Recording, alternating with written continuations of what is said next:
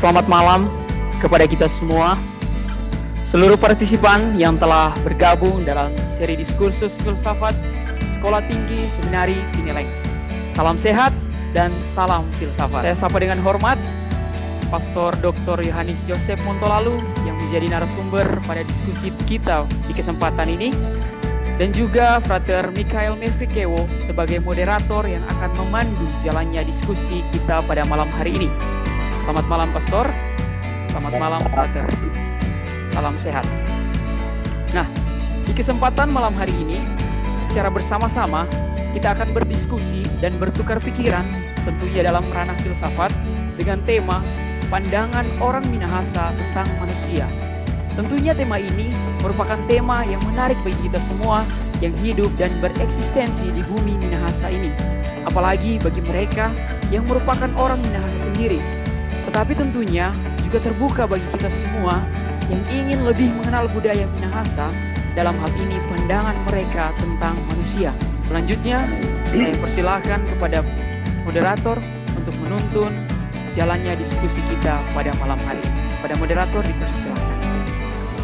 Terima kasih disampaikan kepada MC. Selamat malam kepada kita semua, para dosen, Bapak Ibu, dan para mahasiswa. Pada malam hari ini kita berjumpa kembali dalam webinar seri diskursus filsafat Sekolah Tinggi Filsafat Seminari Pineleng. Webinar ini merupakan salah satu program dari jurusan filsafat Sekolah Tinggi Filsafat Seminari Pineleng sebagai bentuk pengabdian kepada masyarakat, sebagai suatu bentuk pengabdian masyarakat. Baik, ada satu ungkapan falsafah bijak dan intelektual yang dipopulerkan oleh Dr. Samratulangi yang masih relevan sampai saat ini, yaitu Sito Timou Tumoutou, yang artinya orang hidup menghidupkan orang lain. Secara etimologi, kata Sito dibagi menjadi dua, yakni Si artinya petunjuk orang dan Tou yang artinya atau merujuk pada manusia. Dari kedua kata ini dapat diartikan bahwa manusia sebagai makhluk hidup mampu mandiri dan bertanggung jawab. Dan secara terminologi, ungkapan ini dapat diartikan sebagai manusia yang dilahirkan dan hidup adalah manusia yang mampu mandiri dan bertanggung jawab dan memiliki tugas untuk memanusiakan manusia. Saat ini ungkapan bijak tersebut tidak hanya menjadi pandangan hidup orang Minahasa, tetapi telah menjadi pandangan hidup seluruh masyarakat Sulawesi Utara. Untuk lebih mendalami pandangan orang Minahasa tentang manusia, pada malam hari ini kita akan dihantar oleh narasumber kita, Pastor Dr. Yohanes Montolalu, PR.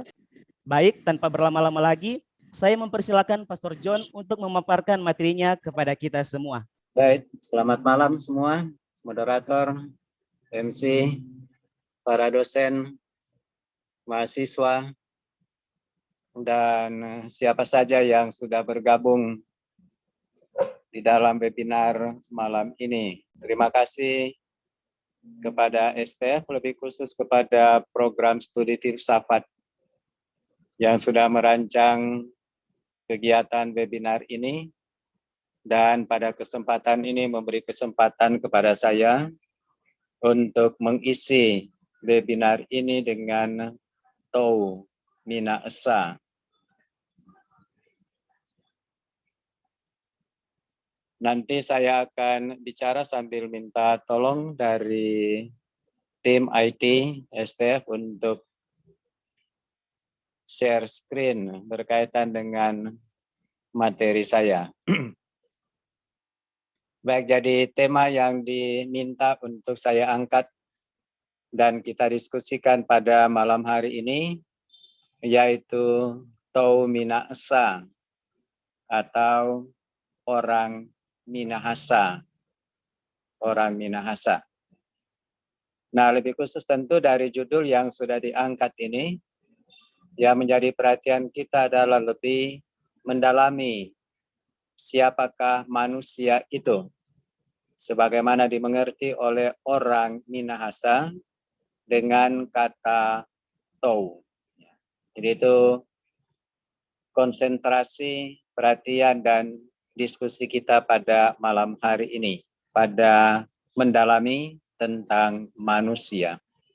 Nah, sebelum lebih khusus kita masuk pada pendalaman tentang Tau Mina Esa, beberapa catatan pendahuluan untuk bisa kita simak. Sebagaimana kita tahu bahwa setiap manusia dari semua latar belakang budayanya tentu saja ingin menegaskan identitasnya sebagai manusia. Karena dengan membawa dan bahkan dengan membanggakan identitasnya, manusia mulai mengarungi samudera kehidupan dengan eksistensinya. Jadi ada dua kata penting yang mau ditegaskan pada pendahuluan ini, yaitu manusia dengan identitasnya dan manusia dengan eksistensinya. Nah, identitas dan eksistensi manusia diangkat dan kemudian diakui. Dan kemudian lagi tentu dimanifestasikan sesuai dengan konteksnya. Dan di dalam soal konteks ini tentu saja ada banyak sekali peluang dan kemungkinan untuk itu. Kita boleh bicara tentang konteks kewilayahan, seperti Minahasa umpamanya, atau Sulawesi Utara umpamanya. Kita juga boleh bicara tentang konteks keagamaan, konteks agama Katolik, konteks agama Kristen, konteks agama Islam. Kita juga boleh bicara dari konteks kebudayaan dan lain-lain dan sebagainya. Nah, pada malam hari ini kita akan lebih konsentrasi pada konteks Minahasa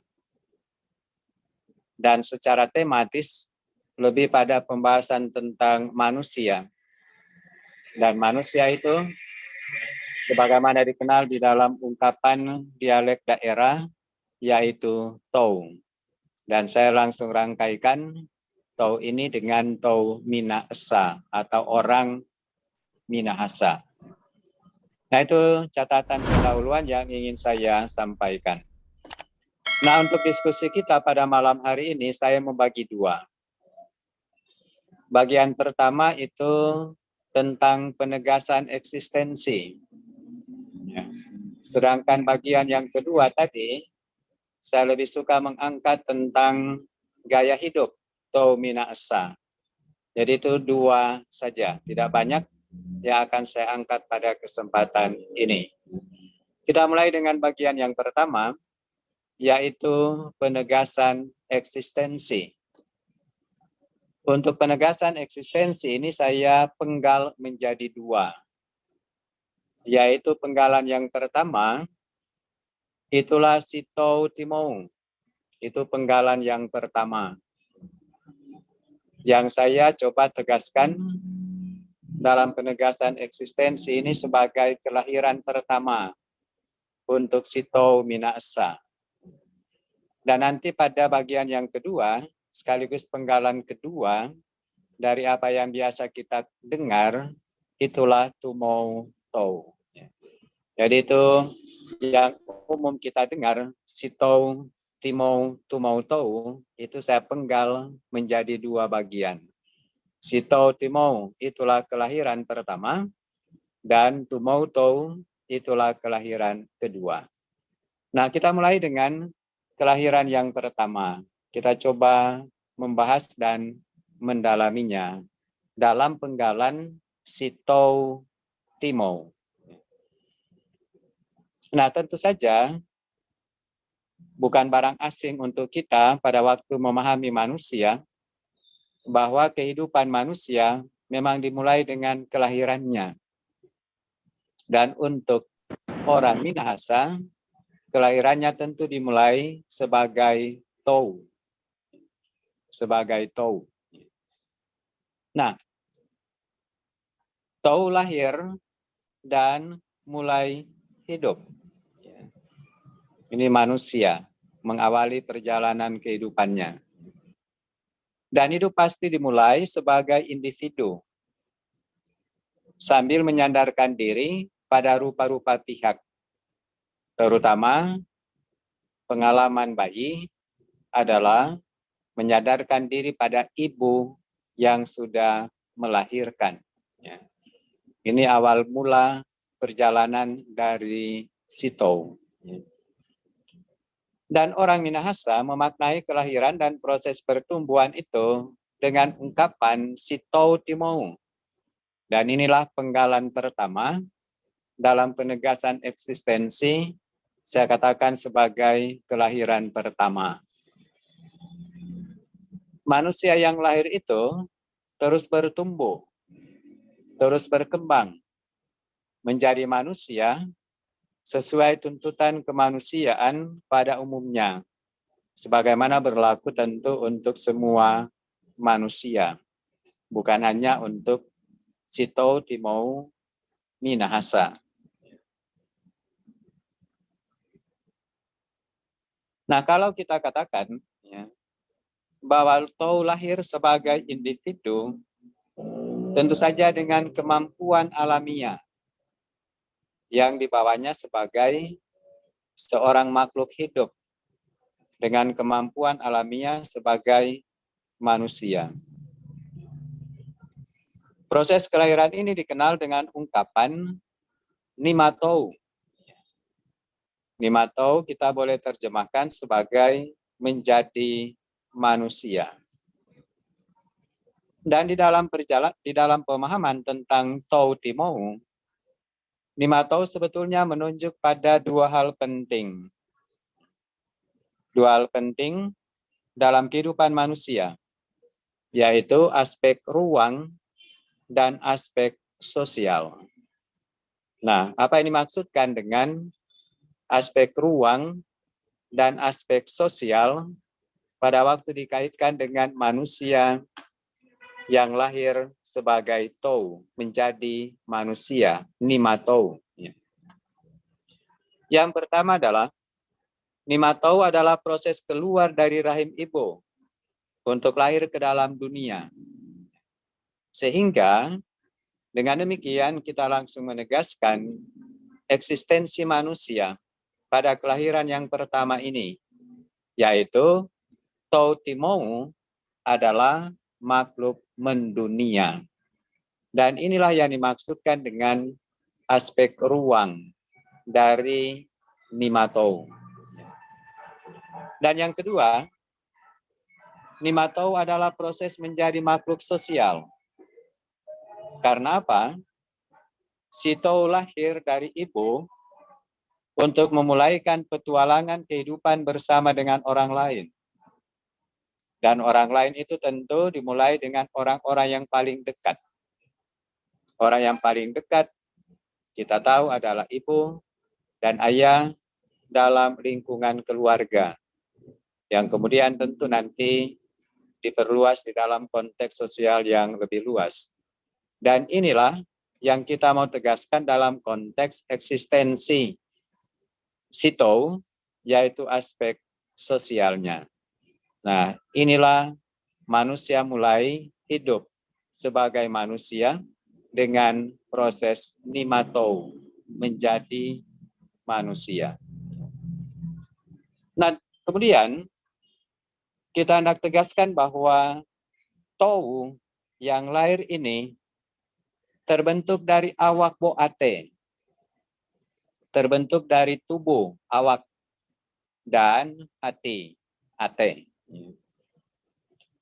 Sehingga di dalam pembahasan orang Tombulu, pada waktu bicara tentang Tou, maka lain kali dibahasakan dengan ungkapan ini, si maka awak.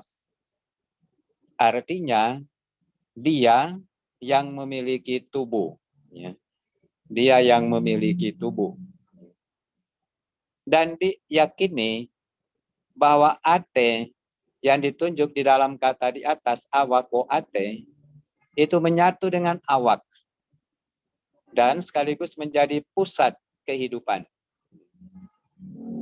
Dan apa yang sementara hidup di dalam ate, itulah yang kemudian terungkap lewat bahasa tubuh. Sehingga kita boleh katakan bahwa tubuh yang segar memancarkan hati yang ceria. Sebagaimana terekspresi pada waktu menyanyikan O Minahasa Kinatowanku, selari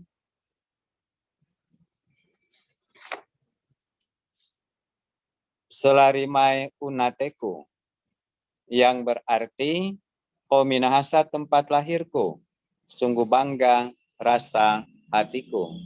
Itu kita dengar di dalam lagu-lagu intro tadi. O Minahasa tempat lahirku. Nah, itu tampilnya Tou Timou, ya, yang tampil sambil menunjukkan kesatuan antara awak wo ate. Apa yang diyakini sebagai kesatuan awak wo ate ini di dalam pergaulan, dalam ungkapan cinta, atau dalam ungkapan kesukaan, sering kita dengar dikalimatkan demikian. Sia sirara ateku. Artinya, dia yang kukasihi, yang kusayangi. Jadi tidak menunjuk pada awak, tetapi langsung menunjuk pada ate. Sia sirara ateku. Menunjuk pada satu kedalaman eksistensi dari manusia, yaitu langsung pada Athena. Ya. Jadi itu penelusuran kita tentang Tou ini. Lantas kemudian, tentu saja perjalanan hidup masih dilanjutkan. Sehingga kita paham bahwa si Tou Timou mulai menjelajahi kehidupannya sebagai seorang individu yang bermartabat. Kita langsung menunjuk pada eksistensi manusia dengan martabatnya. Dan martabat manusia si Tou ditunjukkan dalam pengakuan bahwa dia adalah makhluk otonom yang mandiri dengan segala macam peluang dan kekuatan yang ditemukan di dalam dirinya. Dia mulai berkembang. Biarpun masih menunjukkan ketergantungan di sana-sini berdasarkan temuan akan kelemahan, kekurangan sesuai dengan pertumbuhan dari hidupnya sendiri. Nah, dalam rangka memperjelas martabat si Tou ini, Pastor Cardoren Warin membuat pembedaan antara Tou yang menunjuk orang dan Tou yang menunjuk manusia. Demikian Pastor Cardo membedakannya. Penerjemahan si Tou menjadi orang menunjuk pada Tou yang alamiah, natural man. Sementara penerjemahan si Tou menjadi manusia menunjuk pada Tou yang sudah berbudaya. Dan itulah yang dikenal sebagai cultural man. Nah, ini tentu pada waktu kita bicara tentang kelahiran pertama dan kelahiran kedua, apa yang dikatakan oleh Pastor Cardo berkaitan dengan penerjemahan si Tou menjadi orang atau penerjemahan si Tou menjadi manusia, maka kita boleh katakan si Tou menjadi orang, itulah kelahiran pertama. Dan si Tou menjadi manusia, itulah kelahiran kedua. Natural man sebagai kelahiran pertama, dan cultural man sebagai kelahiran yang kedua. Nah, berkaitan dengan martabat Tou Mina Esa, kita sudah banyak kali mendengar kata ini, yaitu dikenal gelar Tonaas. Pada akhir-akhir ini, pada waktu kita mendengar kata Tonaas, itu memang lebih di dalam upacara-upacara seremonial, ya, ditampilkan tonaas. Tapi di dalam konteks Tou Timou, tonaas ini dimengerti secara lebih umum di dalam konteks keberadaan budaya dan juga keberadaan manusia Indonesia, manusia Minahasa. Nah, kita hanya sekedar mengungkapkan apa yang dimaksudkan dengan tonaas. Pertama, ada gelar tonaas yang dimengerti tentu sebagai individu yang unggul. Dari mana datangnya pengertian tentang individu yang unggul? Ini diturunkan dari hubungan antara tou dan nahas. Nah, berkaitan dengan tonaas, pengertian yang pertama, tou dan nahas. Danas dimengerti sebagai bagian luar kulit pohon aren, batang pohon aren yang terdiri dari bagian dalam dan bagian luar. Dan kita tahu bahwa bagian dalam itu adalah bagian yang lembut, dan bagian luar itulah bagian yang keras. Atau tonaas dengan demikian boleh langsung dimengerti sebagai orang yang kuat, orang yang berdaya, orang yang cakap, orang yang berpengalaman, bahkan boleh digelar sebagai sang juara. Atau pengertian yang kedua dari tonaas, itulah hubungan antara tou dan taas. Dan taas dimengerti semacam pohon kayu yang keras, yang dijadikan bahan bangunan rumah, dapat menunjuk pada pribadi yang keras, kuat, dan berpengaruh. Nah, itu dua kata yang diangkat berkaitan dengan gelar yang dilekatkan pada Tou Mina Esa, yaitu tonaas. Individu yang unggul, individu yang kuat, individu yang punya kelebihan dibandingkan dengan individu-individu yang lain.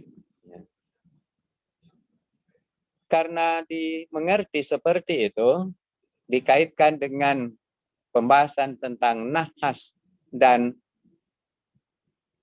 taas, maka kita mengerti yang dimaksudkan dengan tonaas di dalam konteks ini, akhirnya orang menegaskannya sebagai Tou Mina Esa, itu adalah Tou Ketek.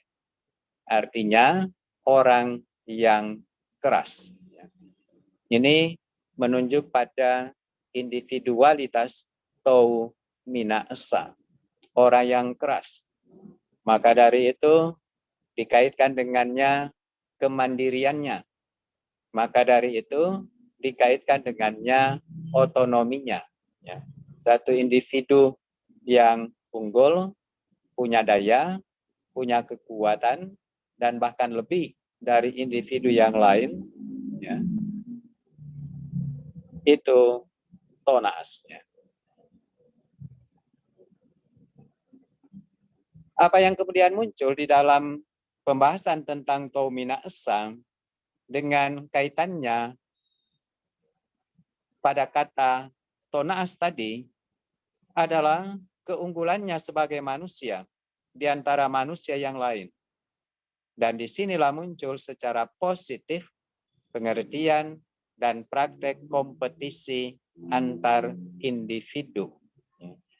Sehingga Tou Mina Esa lebih mengenal dan mengedepankan kompetisi daripada hubungan senioritas dan junioritas.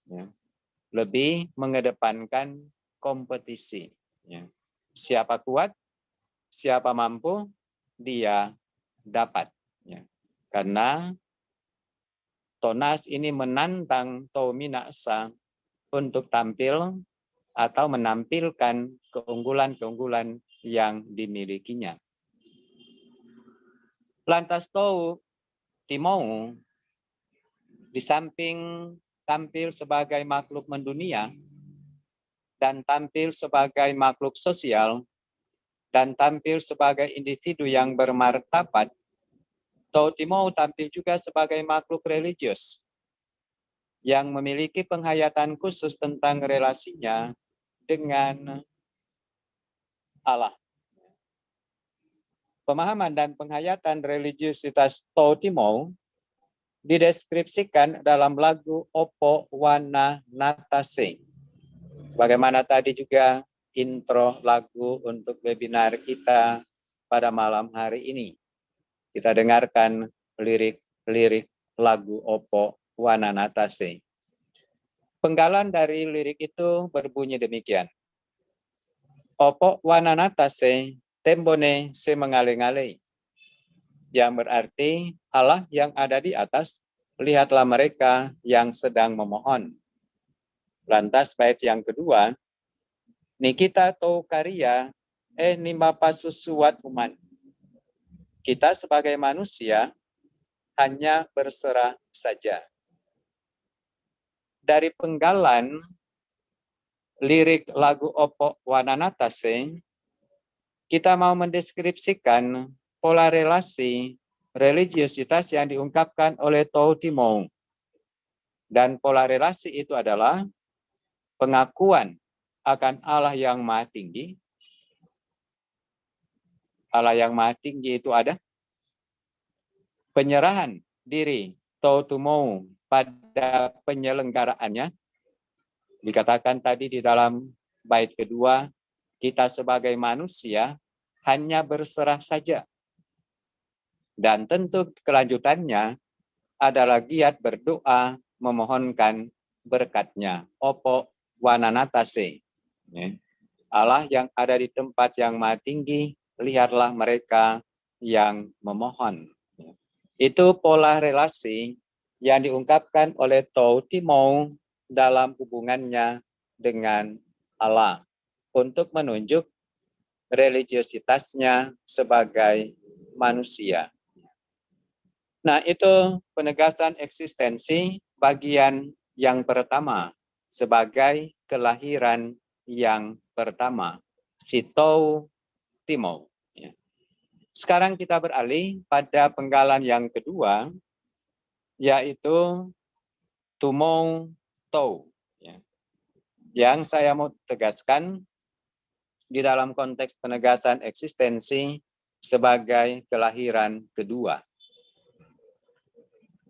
Si Tau Timou berarti manusia yang sudah mendapatkan anugerah kehidupan, terus hidup, terus bertumbuh, terus bergerak. Dia tidak statis, dia dinamis. Si Tau Timou itu sangat dinamis. Karena dia hidup, dia bertumbuh, dia terus bergerak. Hal seperti ini pernah ditegaskan oleh Rektor Unstrad pada waktu melaksanakan suatu acara di Universitas Samratulangi. Dia menegaskan demikian. Makna si Tau Timou menunjukkan manusia yang tidak statis, tetapi terus berkembang. Dan tentu yang menjadi penting untuk kita telusuri, yaitu perkembangannya ke arah mana. Maka dari itu dikatakan, pertumbuhan dan perkembangan si Tau Timou, pertama, mencakup pertumbuhan fisik. Dan yang kedua, mencakup pertumbuhan peran. Dan bahkan yang ketiga, cakup pertumbuhan tanggung jawab. Sesuai dengan pertambahan usianya, dari bayi sampai membangun keluarga, menjadi sanatouan, hidup bersama, melalui perkawinan atau metou. Nah, itu pertumbuhan dan perkembangan si Tau Timou. Dan yang menjadi penting tentu adalah apa yang terjadi di dalam perjalanan atau dinamika pertumbuhan dari si Tau Timou ini. Nah, untuk mendalami gerak dinamis ini, maka baiklah tentu kita mengarahkan perhatian kita atau pendalaman kita pada cara pandang Tau Mina Esa tentang dunia dan tentang sesamanya atau tentang orang lain. Nah, itu yang kita mau lihat sebagai kelanjutannya. Pertama-tama sudah ditegaskan tadi, yaitu bahwa Tau Mina Esa adalah sesudah nematou, dia tinggal di dalam dunia, menjadi makhluk yang mendunia. Nah, untuk memahami keberadaan Tau Mina Esa sebagai makhluk mendunia, maka diangkatlah pandangan tripatrit tentang dunia lewat struktur rumah panggung. Nah, kita lihat rumah panggung ini. Bagian yang paling bawah itu dikenal sebagai kolong. Bagian tengah itulah tempat diam, huni, manusia. Dan bagian paling atas itulah yang dikenal sebagai loteng. Bagian yang paling bawah itu dimengerti sebagai tempat atau dunia orang mati. Sesuai dengan tradisi, dikatakan bahwa kolong rumah memang dijadikan sebagai tempat menguburkan orang mati. Sedangkan bagian tengah itulah tempat atau dunia manusia. Tempat manusia khususnya para penghuni rumah berkumpul sambil melakukan segala aktivitas hidupnya. Makan dan minum ada di situ. Kegiatan privat lainnya ada di situ. Dan bagian atas dimengerti sebagai tempat sakral, tempat para leluhur atau tempat opo-opo yang pada waktunya sesuai dengan kebiasaan adat. Umpamanya pada waktu ada acara-acara sebelum tuan rumah dan apalagi tamu-tamu mulai makan, maka terlebih dahulu harus diberikan makanan kepada opo-opo di loteng itu, ya. Beri makan. Bagian dari adat kebiasaan Tau Mina Esa. Nah, manusia ada di dalam dunia. Tau Mina Esa ada di dalam dunia. Ya. Yang kedua adalah Tau Mina Esa dalam hubungannya dengan orang lain. Bagaimana Tau Mina Esa, si Tau Timou, memandang orang lain. Karena si Tau Timou selalu menemukan dirinya berada dengan orang lain. Nah, kita coba memahami ada ideologi ada bersama yang harus kita sadari bukan sebatas kesadaran bahwa Tau yang satu ada di samping dan bersama dengan Tau yang lain. Ini ada bersama, bukan sebatas ini. Tapi ada bersama menjadi lebih mungkin dinikmati dan bahkan lebih mungkin bertahan lama karena Tau yang satu menerima Tau yang lain sebagai setara.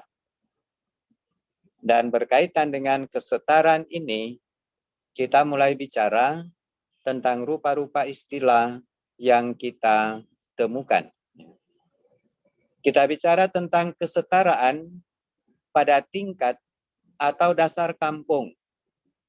Torang bicara tentang torang kawanua. Ya, setara pada dasar martabat. Kita temukan ungkapan ini, torang semua basudara. Setara pada dasar kepedulian sosial. Kita temukan ungkapan-ungkapan ini, magena-genangan, baku-baku ingat, masawa-sawangan, baku-baku tolong, male ole-osan, baku-baku bae. Ya. Ini kesetaraan pada dasar kepedulian sosial. Dan kita juga bisa bicara tentang kesetaraan pada dasar kompetisi. Satu kata yang diangkat tadi pada waktu bicara tentang tonaas, tentang martabat manusia, tau minasa. Setara pada dasar kompetisi, sehingga kita boleh bicara tentang paku beking pande. Satu ungkapan yang dikatakan diabadikan di salah satu kampus negeri di Sulawesi Utara ini, yaitu di Unima, kampus paku beking pande. Nah, ini pengertian kita berkaitan dengan hubungan bagaimana tau minasa memahami orang lain, sambil membangun suatu pemahaman tentang ideologi ada bersama. Nah, tentu tau minasa dalam rangka mewujudkan ideologi ada bersama ini mewujudkan panggilan sosial untuk kebaikan bersama. Sebagaimana kita lihat di dalam rupa-rupa varian tentang kesetaraan di atas. Torang semua basudara untuk kepentingan dan kebaikan bersama. Torang semua magena-genangan untuk kepentingan dan kebaikan bersama. Torang semua baku beking pande untuk kebaikan dan kepentingan bersama. Maka, kalau akhirnya kita mau bicara tentang sosialitas tau minasa, sosialitas dari si tau timau, maka maknanya tidak lain daripada saling menerima, saling menghargai, dan saling mendukung. Itu sosialitas. Nah, selanjutnya, masih dalam upaya kita untuk mendalami tau minahasa, dalam cara pandangnya terhadap orang lain, kita menemukan bahwa tau minahasa memandang orang lain memang sebagai sesama, sebagai teman, sebagai sahabat. Dan dalam permainan, katakan kata dan istilah, kita lihat perkembangan penerimaan orang lain ke dalam lingkungan si tau timau dimulai dengan pengakuan orang lain sebagai karya, sebagai teman. Dan lebih lanjut, sampai pada interaksi yang lebih dalam dan intens, sehingga tau yang satu dengan tau yang lain memberi kesaksian bahwa mereka itu sungguh-sungguh mahkarya. Ya. Jadi perkembangan dari suatu persahabatan, perkembangan dari suatu relasi antar teman, bukan sekedar karya atau sekedar teman atau sekedar sahabat, tetapi karena intensnya interaksi satu sama lain, maka orang menegaskan bahwa kita ini memang benar-benar hadir sebagai teman, benar-benar hadir sebagai sahabat. Itu ditampilkan di dalam istilah makarya. Ya. Dari karya berkembang menjadi makarya.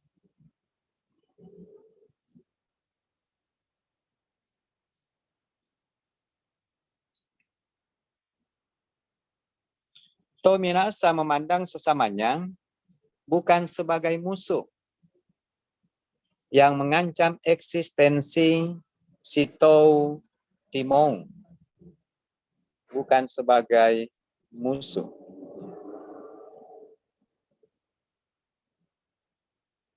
Karena apa? Perjumpaan yang dialami antara tau timau memang dimaksudkan untuk aktualisasi diri.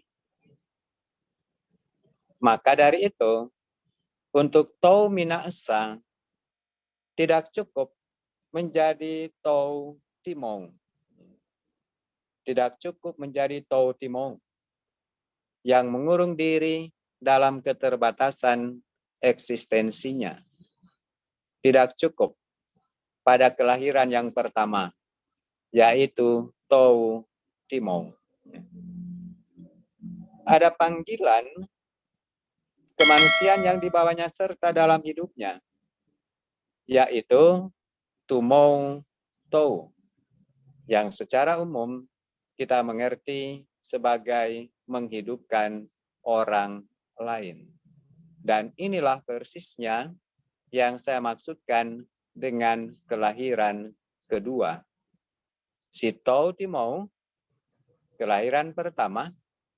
Si Tou Timou, Tumou Tou, itulah kelahiran kedua pada waktu dia menyadari dan melaksanakan panggilan kemanusiaan ini di dalam bentuk keterbukaan, perjumpaan, interaksi, dan bahkan upaya untuk memanusiakan orang lain yang dia jumpai di dalam hidupnya.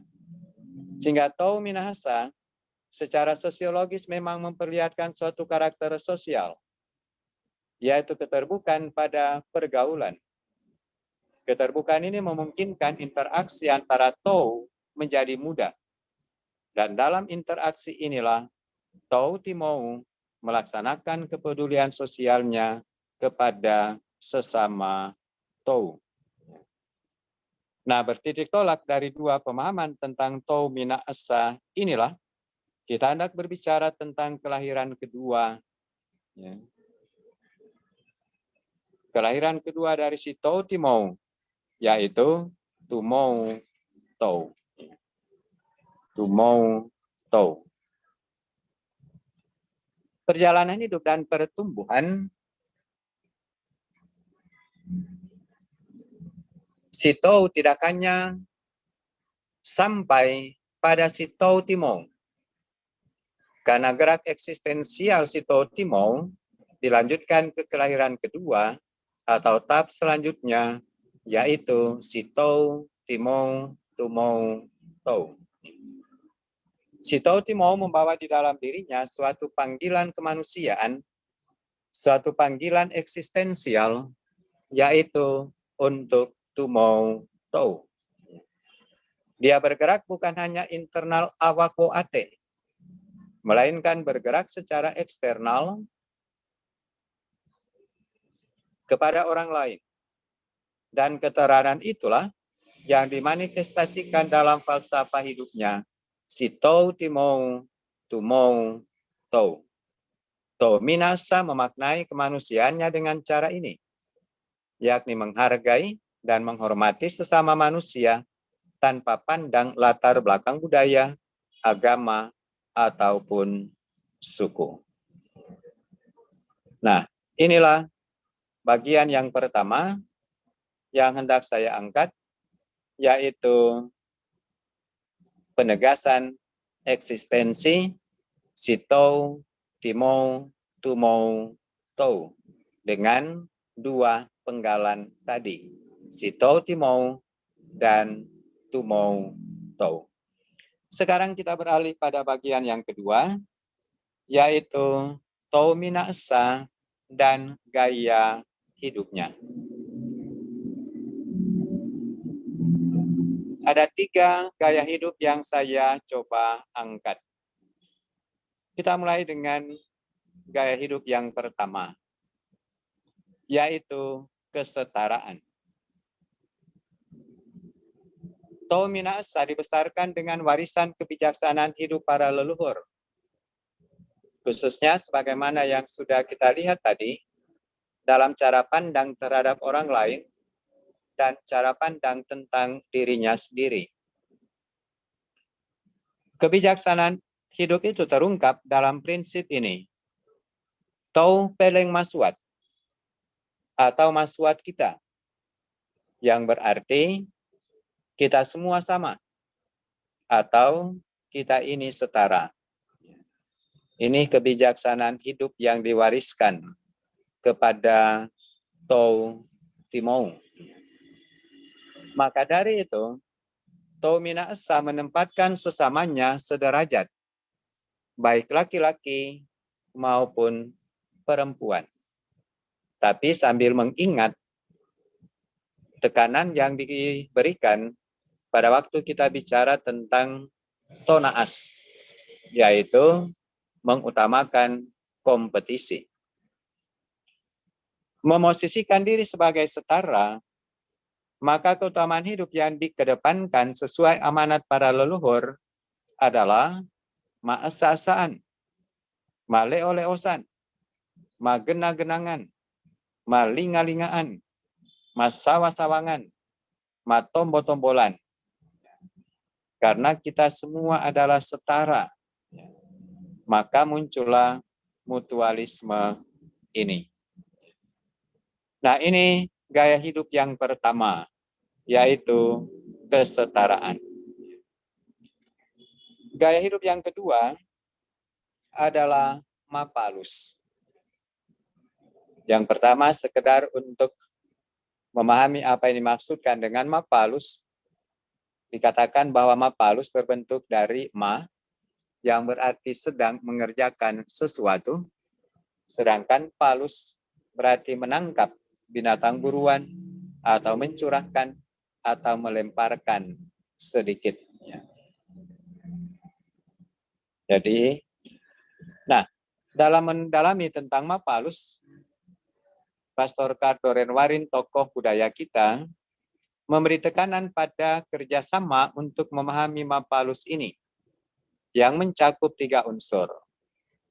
Yang pertama, ada satu kelompok yang berkumpul sambil mengerjakan kegiatan regular, dipimpin oleh seorang pemimpin, dan terdapat suatu jaringan relasi antara para anggota. Satu kelompok mapalus, kelompok tani umpamanya. Yang kedua, terdapat suatu tindakan struktural, yaitu pertukaran pemberian-pemberian di antara para anggota, bagaikan membuang sedikit dari miliknya untuk yang lain. Nah, itu yang dikatakan dipahami dengan palus tadi, melemparkan sedikit, mencurahkan dari apa yang dia miliki, tenaga yang dia miliki, uang yang dia miliki, beras yang dia miliki, dan seterusnya. Yang ketiga, orientasinya diarahkan kepada kebersamaan di bawah prinsip kesetaraan, kolaborasi, dan timbal balik. Maka dari penegasan-penegasan tadi, secara umum, mapalus dimengerti sebagai kegiatan mencurahkan tenaga dan pikiran dalam melakukan suatu kegiatan secara bersama-sama. Itu satu gaya hidup yang ditempuh oleh Tou Minahasa, yaitu mapalus. Jelas bahwa yang menjadi tujuan dari mapalus adalah untuk mencapai kebaikan dan kesejahteraan bersama. Dan cara kerja mapalus adalah sebagai berikut. Setiap orang melibatkan diri secara aktif dalam mapalus ini, sambil menunggu giliran yang diputuskan secara musyawarah dan mufakat. Dan kita lihat bagaimana perkembangan praktek-praktek dari mapalus itu. Mapalus kita boleh temukan di bidang pertanian. Orang kerja bersama dengan prinsip mapalus yang sudah dikatakan di atas dalam mengolah tanah secara bersama-sama dan bergantian sesuai dengan giliran. Praktek mapalus juga berkembang di masa duka, sambil membangun tenda duka, sambil menggali liang kubur bersama-sama, sambil mengatur konsumsi secara bersama-sama.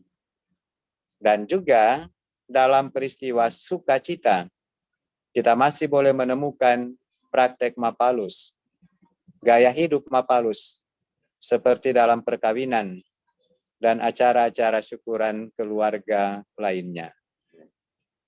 Nah, kita mau tegaskan hakikat penting dari Mapalus adalah terbentuknya tanggung jawab bersama, karena Mapalus adalah suatu kebiasaan membantu yang mengikat. Nah, jadi ini satu kekasan dari Mapalus. Kebiasaan membantu, tetapi mengikat. Sesuai dengan gilirannya, apa yang diberikan oleh satu anggota pada orang lain pada waktu tertentu, itu nanti pada waktunya akan kembali kepada dia. Nah, ini maksudnya mengikat. Ya. Jadi ini hakikat penting dari Mapalus. Ya. Membantu, tapi mengikat.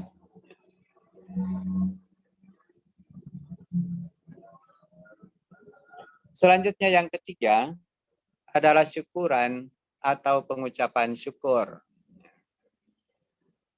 Salah satu bentuk gaya hidup Tomina Esa yang selalu suka bersyukur, boleh kita telusuri dalam tarian Maengket. Sebagaimana kita tahu, apalagi untuk para tokoh budaya atau peminat budaya, tentu tahu tentang Maengket ini. Dengan 3 babaknya. Babak 1 Makamberu, babak 2 Maramba, babak 3 Lalayaan. Nah, kebiasaan bersyukur ini menjadi praktek pertama-tama dalam keluarga. Ada keluarga yang mengolah kebun, lahan, pertanian, umpamanya menanam padi, dengan gaya Mapalus, dan tiba pada waktu panen, juga dengan gaya Mapalus, dan dengan gaya Mapalus juga syukuran dilaksanakan untuk menikmati makanan sambil makan bersama dengan menu padi yang baru, kamberu. Yang dikerjakan bersama, biasanya dulu itu ditumbuk, kemudian dimasak bersama, dan mulailah pesta syukuran keluarga. Kemudian berkembang menjadi praktek dalam desa, dalam kampung.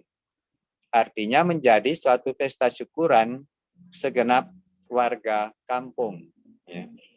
Dan dalam perkembangan lebih lanjut, sebagaimana yang kita alami sampai pada tahun-tahun ini, berkembang justru juga sampai tingkat kabupaten, kota, dan bahkan provinsi.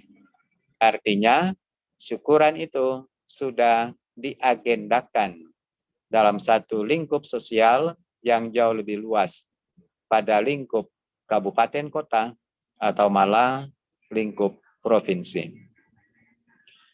Yang terungkap dalam gaya hidup ini adalah suatu keramah tamahan dalam menjamu tamu. Ya.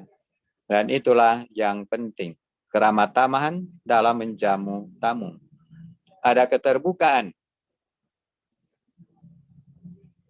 menerima dan menjamu tamu, ada sukacita pada waktu menjamu tamu, dan ada kepuasan pada waktu tamu pulang sesudah menikmati hidangan yang disediakan.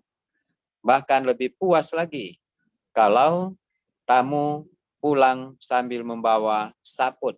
Ya. Saput itulah bingkisan dalam bentuk makanan. Ya. Kelebihan-kelebihan dari pesta yang biasanya memang disendirikan untuk menjadi bingkisan makanan saput untuk para tamu. Dan akhirnya, sebagai bagian penutup, welcome to the land of the smiling people. Itulah salam perjemputan yang pernah tertulis di Bandara Internasional Samratulangi, Manado. Dan memang Tomina Esa terkenal dengan senyumnya. Senyum yang menandakan keterbukaan dan kehangatan dalam perjumpaan sosial. Kehangatan ini lebih dikuatkan lagi dengan penghayatan slogan Torang Samua Basudara. Inilah gaya hidup Tau Minahasa yang punya tujuan mulia, yaitu untuk membangun keharmonisan hidup. Keharmonisan dengan Opo Empung, keharmonisan dengan Katuari Wokaria, keharmonisan dengan alam. Dan bangunan kesadaran ini didasarkan pada kesadaran akan saling tergantung karena saling membutuhkan. Dan pada akhirnya, ketergantungan dan kebutuhan ini menggerakkan Tau Minahasa untuk bersatu padu dalam gerakan membangun keutuhan ciptaan. Itulah beberapa pikiran yang saya suka bagikan pada kesempatan ini untuk diskusi kita pada malam hari ini berkaitan dengan Tau Minahasa. Terima kasih untuk moderator, terima kasih untuk kita semua. Saya kembalikan kepada moderator. Terima kasih Pastor, presentasi yang sangat luar biasa. Mari kita memberikan aplaus dengan menekan tombol reaction clap. Kita akan mendengarkan tanggapan dari Bapak Amrusius Lo MPhil. Kepada Bapak kami persilakan. Baik, terima kasih moderator. Selamat malam semua. Mau pastikan apakah suara saya kedengaran? Jelas. Oke, Ya. baik, terima kasih. Ya. Ya, Pastor John, ada juga Pastor Yong. Ya. Ini para guru saya. Bener Alex juga. Opa Alex adalah guru saya dan teman-teman sekalian. Ada juga Pastor Berti. Itu filsafat juga senior di Driarkara. Dan mungkin Pastor Timo. Baik, menarik memang apa yang dipaparkan oleh Pastor John. Dan sebetulnya saya tidak tahu latar belakang didiskusikannya soal konsep Tau dalam tradisi Minahasa, kalau saya boleh bahasakan demikian. Misalnya juga sebelum webinar ini saya mengikuti juga walaupun tidak full, misalnya konsep orang Kei tentang alam. Nah, mungkin dari dua pengalaman ini saya sendiri punya satu semacam kesimpulan bahwa sejalan dengan apa yang Alasdair MacIntyre pernah bilang, seorang filsuf Irlandia, bahwa nampak sekarang itu kita semacam ada gerakan besar untuk kembali kepada nilai-nilai tradisional, back to nature lah, back to tradition. Dan itu juga nampak sekali dengan misalnya keinginan, katakanlah anak-anak milenial dalam konteks misalnya ingin belajar musik tradisi. Minimal juga itu pengalaman saya karena berpraktisi juga sebagai seniman musik tradisional. Nah, sehingga saya sangka memang webinar dengan mengangkat tema-tema yang berbasis tradisi itu memang sungguh-sungguh sesuatu yang boleh dikata alur pikir orang zaman sekarang ya, akademisi-akademisi atau ilmuwan-ilmuwan, karena mereka memang mau mengangkat nilai-nilai tradisi. Itu tanggapan pertama saya. Lalu kemudian yang Pastor John angkat itu memang sangat menarik dan bagi saya update. Bagi saya juga, saya punya keyakinan tidak penting kita mau berpijak dari konsepnya si Tau-Tau-Nya Samratulangi kah, Prof. Hani Waworuntu kah, tetapi bagi saya ketika konsep itu sudah dipopulerkan dan bahkan sampai sekarang masih sangat update, saya sangka nilai-nilai kultural filosofis justru itu yang perlu diangkat. Kalaupun memang ada usulan atau masukan untuk mengangkat misalnya titik berangkatnya To'ar Lumimuut, mungkin dalam situasi yang lain. Saya pikir Pastor John atau tim memilih tema ini, saya sangka juga itu bukan sebuah yang salah, dalam artian ya gerakan kembali ke nilai tradisi tetap jalan. Nah, itu yang kedua. Lalu yang ketiga, sesungguhnya saya juga punya passion untuk budaya, tapi sejalan juga dengan seni. Saya melihat bahwa konsep Tau itu mungkin bisa juga dipahami sebagai yang hidup.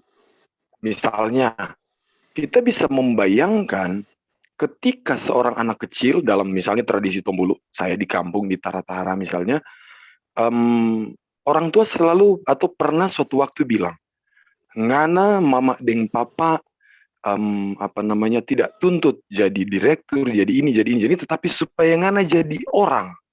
Nah, itu juga konsep tou. Jadi konsep tou bisa berarti yang hidup, menou-nou, yang hidup, tetapi juga orang, menuju kepada orang. Itu mungkin menambah penegasan dari Pastor John dalam presentasi tadi. Kemudian, saya tertarik juga, kalau tidak salah, ini seorang antropolog orang Belanda, peneliti Minahasa juga, itu dosennya Pastor Cardo, David Hanley. Dalam salah satu buku saya pernah baca, dia katakan bahwa penelusuran dia tentang orang Minahasa itu terbuka. Saking terbukanya, saya bahasakan saking terbukanya orang Minahasa, berarti kan Tou Minahasa juga terbuka dengan dunia luar. Maka modernisasi pun itu cukup mudah masuk dan bahkan merasuki Tou Minahasa. Sehingga ketika misalnya nilai-nilai seperti yang Bung Verki katakan tadi, pada akhirnya si Tou Timautou diplesetkan ke si Tou Timautou, itu mungkin bisa jadi sebuah abrasi atau pengikisan nilai-nilai luhur dari Tou Minahasa yang dari sononya sebetulnya ya harus menghidupkan orang lain. Nah, itu barangkali imbas dari modernisasi. Tetapi itu saya sangka wajar, karena misalnya perkembangan dunia ilmu pengetahuan, perkembangan teknologi digital, yang pada akhirnya seringkali ya mungkin mulai terciptalah pengikisan itu. Nah, kemudian pada akhirnya saya, karena berkecimpung juga di dunia seni tradisi Minahasa, saya punya semacam selalu saya suka garis bawahi soal Tou Minahasa itu berangkat dari konteks seni budaya di Minahasa. Misalnya, dalam permainan musik Minahasa, ada poin yang selalu diangkat, yakni kreativitas individual gitu. Misalnya, orang bermain menabuh drum, menabuh tambur dalam maengket, itu ekspresinya sangat ya bahkan kalau kita tidak melihat sisi terdalamnya, kita akan melihat bahwa ini berlebihan. Tetapi itu sebetulnya upaya dari individu orang Minahasa, individu Tou Minahasa untuk menunjukkan napa kita. Sehingga muncul kan, ngana kasih tunjung jago kalau main ini. Itu pertama. Kemudian dalam permainan musikolintang, biasanya dalam pengalaman saya juga mendampingi anak-anak atau siapapun yang dilatih, mereka juga sering memunculkan ini. Kreativitas yang individualis begitu ya. Tapi pada saat yang sama itu tidak salah. Karena ya mau menunjukkan inilah kita. Sehingga memang pada akhirnya Tou Minahasa itu adalah orang yang pertama memang pada akhirnya terbuka, tetapi juga pada saat yang sama dia tetap memunculkan nilai-nilai kreatif yang ada dalam individunya. Terima kasih, itu saja tanggapan saya. Mungkin mudah-mudahan nyambung ya dengan paparannya Pastor John. Kurang dan lebihnya saya minta maaf. Terima kasih, dikembalikan kepada moderator. Selamat malam. Terima kasih Bapak Ambrosius Loho atas tanggapannya. Suatu tanggapan yang baik untuk menambah wawasan para mahasiswa dan peserta yang ikut pada malam hari ini. Baik, kita akan langsung saja pada penutup, tapi sebelum kita tutup webinar kita pada malam hari ini, kita berikan kesempatan kepada Pastor John untuk memberikan closing statement. Waktu dan tempat disilakan Bapak Pastor. Baik, terima kasih moderator. Terima kasih. Masih dapat dengar? Masih Pastor, jelas Pastor. Ya. Terima kasih moderator, terima kasih para peserta webinar, dan juga terima kasih untuk masukan-masukan yang sudah diberikan dari Pak Alex, ya, dari Pak Ambro, dari Pak Junri. Terima kasih semua untuk masukan yang dimaksudkan untuk memperkaya diskusi kita di dalam seminar ini. Ada satu kesengajaan yang saya buat, yaitu pada waktu menguraikan tentang si Tou Timautou, memang saya sama sekali tidak merujuk pada siapapun juga. Sama sekali saya tidak merujuk menyebutkan nama Samratulangi, sama sekali tidak menyebutkan nama Waworuntu, apalagi menyebutkan Toar Lumimoon. Ya. Itu memang satu kesengajaan. Maksudnya adalah supaya memang kita benar-benar masuk di dalam suatu diskusi tentang falsafah. Ya, sitou, timou, tumou, tou. Ya. Tanpa harus mempersoalkan, ya, karena ya juga salah satu alasannya itu tadi masih simpang siur siapa persis yang harus dirujuk. Tapi memang konsentrasi kita adalah itu, sitou, timou, orang yang hidup, punya panggilan kemanusiaan, panggilan eksistensialnya, bahkan menjadi kelahiran kedua untuk dia, yaitu untuk menghidupkan orang lain, membuka masa depan untuk orang lain. Ya.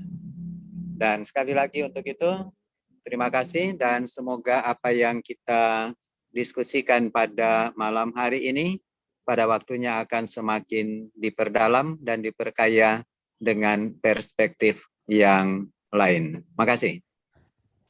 Terima kasih Pastor atas closing statement-nya, dan saya moderator menyampaikan banyak terima kasih kepada Pastor John Mentolalu, kepada Bapak Ambrosius Loho sebagai penanggap kita pada malam hari ini, dan kepada semua peserta yang sudah berpartisipasi secara aktif untuk menghidupkan diskusi kita pada malam hari ini. Baik, kita sudah sampai pada penghujung acara. Saya Michael Mefrikewo, salam Fides Veritas Ministerium.